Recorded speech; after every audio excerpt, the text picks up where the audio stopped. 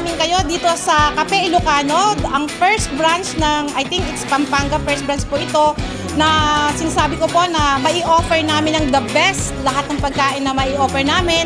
Kaya po kung magagawi kayo dito sa Cafe, dito sa Pampanga, especially in Porac, huwag po niyong kalimutan na mag-pass by dito sa Cafe Ilocano. Hindi lang po ito pagkain or kape na talaga na ordinary. Kumbaga, bawat higop, bawat kain is may history po na from Ilocano.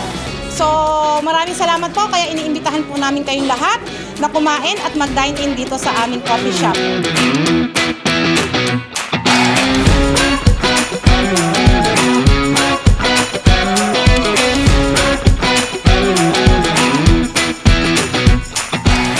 Kauna-una, merong kapehan sa harap ng new municipal hall building sa ating munisipyo. So, nagpapasalamat tayo sa may-ari. Ito yung simulang pag-uunlad lalo ng ating bayan. And we welcome new investments, no? Katulad nitong Cafe Ilocano.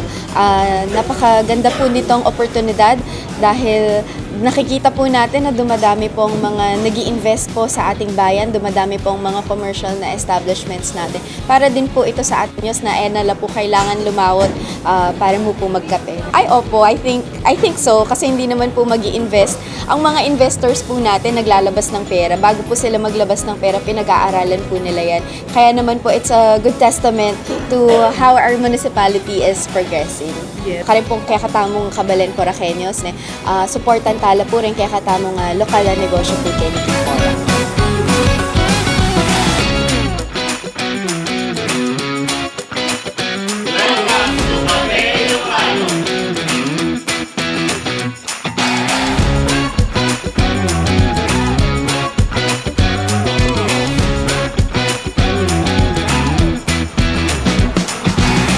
Naima sa kape.